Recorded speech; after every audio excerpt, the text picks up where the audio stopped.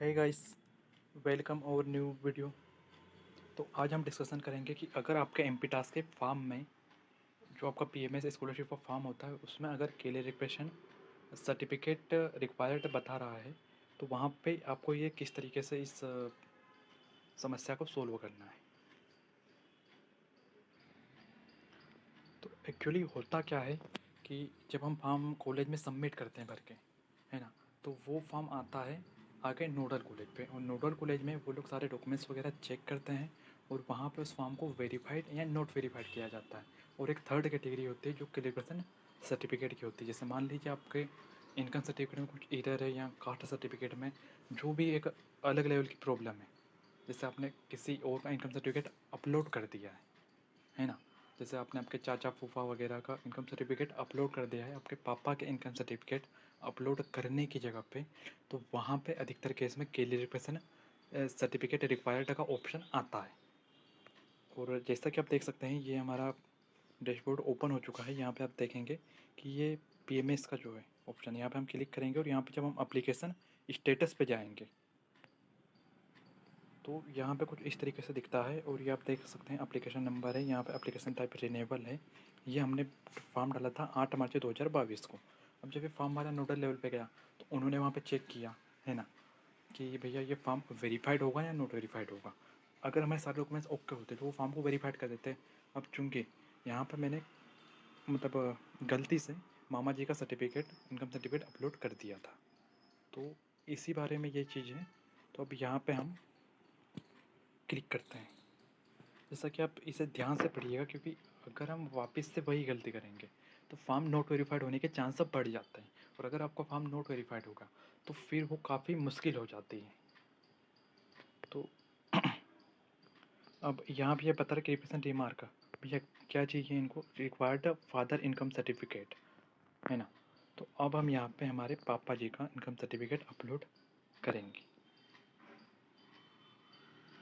तो गाइस अगर आपके साथ भी सेम तरीके की प्रॉब्लम होती है तो आपको घबराना नहीं है। वहाँ पे क्लियर पर्सनल सर्टिफिकेट का ऑप्शन आया है, मतलब आपको वहाँ पे अपलोड करना है अपनी पापा का इनकम सर्टिफिकेट। वहाँ पे आएगा आपको क्लियर सर्टिफिकेट रिमार्क में, आपको ध्यान से पढ़ना है, ध्यान से अपलोड करना है। क्योंकि अगर आपने गलती से वापस से वही जो आपने पहले अपलोड किया था वही चीज़ अगर आपने अपलोड कर दी तो आपका फॉर्म नोट वेरीफाइड हो जाएगा।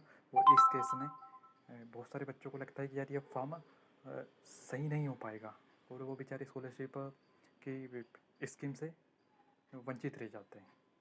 इसलिए आपको ऐसी गलती नहीं करना है, आपको प्रॉपर तरीके से चीज़ों पे ध्यान देना है। अगर आप ध्यान देंगे तो मे भी आपकी प्रॉब्लम सॉल्व हो जाएगी।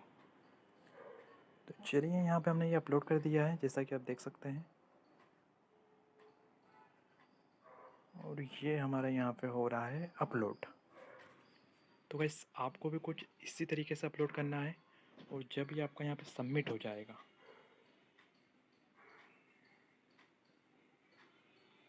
तो फिर उसके बाद आपको किसी भी चीज़ को देखने की ज़रूरत ही नहीं है। जी हाँ, आपको किसी भी चीज़ को देखने की ज़रूरत ही नहीं है। ये देख सकते हैं आप, अब जब हम खोलेंगे पीएमएस स्टेटस पे, है ना, तो यहाँ पे ये वार्षिक आय घोषणा पत्र में जाते हैं हम। जब हम यहाँ पे क्लिक करेंगे तो ये जैसा कि आप देख सकते हैं यहाँ पे जा रहा है इनकम सर्टिफिकेट हमारे पापा जी का जो हमने अपलोड किया है। तो सेम तरीके की चीज़ें आपके साथ भी होगी। ये पीएमएस स्कॉलरशिप ऑप्शन पे गए, यहाँ पे एप्लीकेशन स्टेटस पे गए। अभी तक जो आपको यहाँ पे दिख रहा था क्वालिफिकेशन सर्टिफिकेट रिक्वायर्ड, और यहाँ पे क्लिक करते थे ऑप्शन आता, अब वो ऑप्शन हट चुका है। क्यों? क्योंकि हमने सबमिट कर दिया है। तो इसलिए बड़े सावधानी से इस फॉर्म को आप इस फॉर्म में आप जो है एरर आया है उसको सही करेंगे। क्योंकि एक बार अगर आपने इनकम सर्टिफिकेट अपलोड कर दिया है उसके बाद दोबारा आपके पास चांस नहीं बचेगा कि आप उसको रिमूव करके हटा सकें। अब वो चीज़ रिमूव नहीं होगी। अब ये अगर आपको ये बता रहे हैं ना क्लियरिफिकेशन सेंट, तो इसका मतलब है कि अब ये डॉक्यूमेंट्स आपका चले गया है नोडल लेवल के अधिकारी के पास, तो ऑनलाइन चेक कर लेंगे।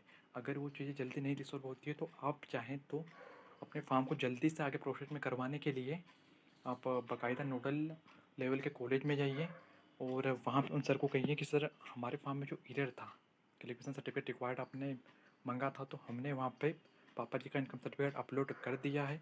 अब आप हमारे फॉर्म को वेरीफाइड कर दीजिए। और जैसे ही वो जब भी फॉर्म को वेरीफाइड करेंगे ना, तो आपको आपके फार्म में वेरीफाइड होकर आपका फार्म जाएगा कलेक्ट्रेट लेवल पे, जो आदिम जाति कल्याण विभाग है आपका, जहाँ पे स्कॉलरशिप फार्म जाता है, तो वहाँ पे वो जाएगा आपके संभाग के, आपके जिले के आदिम जाति कल्याण विभाग में, और वहाँ से उस फार्म को किया जाएगा अप्रूव। जैसे कि ये आपको स्टेटस दिख रहा है, तो वेरीफाइड के बाद फार्म का अगला स्टेटस होता है अप्रूव, जो कि किया जाता है आदिम जाति कल्याण विभाग द्वारा। जी हाँ। और जब वहाँ से ये अप्रूव्ड हो जाएगा, तो ये जो पेमेंट स्टेटस है, ये फिर पेमेंट का प्रोसेस वो लोग वहाँ से करेंगे। और जब वो कर देंगे तो वहाँ पर पेमेंट सैंक्शन लिखा आता है। सैंक्शन मतलब उन्होंने पेमेंट को प्रोसेस में डाल दिया है, और आगे से जब वो पेमेंट पास हो जाता है, तो वहाँ पे फिर वो पेमेंट आपके अकाउंट में आ जाता है। जिस तारीख को आता है फिर यहाँ पे स्टेटस चेंज हो जाता है, और सैंक्शन हट के वहाँ पे पेड आ जाता है, और तारीख लिखी आती है। और जो जिस भी आपका बैंक में पेमेंट आएगा, तो वो लिखा आता है। अच्छा, अब आप सोच रहे होंगे कि हमारे फार्म में भैया ये पेटीएम पेमेंट बैंक का अकाउंट तो हमने दिया ही नहीं है कॉलेज में, है ना, इसका कोई नंबर नहीं रहता, इसकी ना तो कोई पासबुक रहती है। तो फिर यहाँ पे जो एनपीसीआई स्टेटस आता है, ये जो एक्टिव बता रहा है, तो इसका मतलब होता है कि हमारा कौन सा अकाउंट आधार कार्ड से लिंक है। तो जो भी आपका अकाउंट आधार कार्ड से लिंक है वो यहाँ पे एक्टिव होता है। अगर आपने आपके कॉलेज में एसबीआई का अकाउंट दिया है मान लीजिए, और उसमें पेमेंट नहीं आया है, और अगर ये इनएक्टिव है, वहाँ बैंक से इनएक्टिव किया गया है, तो इससे आप एक्टिव करवा सकते हैं। ये बैंक से होगा। कभी कभार अगर आपके 2 अकाउंट है, तो उस केस में ये हो सकता है कि आपके दूसरे अकाउंट से एनपीसीआई एक्टिव होगा। तो आपको ध्यान रखना है। और सीधा सिंपल, अगर ये बैंक से एक्टिव नहीं हो पा रहा है, आप परेशान हो गए, तो आप सिंपली कीजिए, अगर आपके पास पेटीएम पेमेंट बैंक आप चलाते हैं, पेटीएम ऐप, तो वहाँ से आप ये डीबीटी लिंक कर सकते हैं। 2 से 3 दिन में ये हो जाएगा। और उसके बाद ये ऑटोमेटिक ही जब पेमेंट आएगा, तो आप अगर कहीं पे ये अकाउंट नंबर नहीं भी दोगे पेटीएम पेमेंट बैंक का, तो भी वो अकाउंट डायरेक्ट आधार नंबर के थ्रू वो लोग पेमेंट करते हैं, वो सीधा आएगा आपके पेटीएम पेमेंट बैंक अकाउंट में, जहाँ से आप इजीली ट्रांसफ़र कर सकते हैं। तो यही थी आज की इन्फॉर्मेशन। मिलते हैं अगले वीडियो में, तब तक के लिए बने रहिए हमारे साथ। Thank you, bye bye.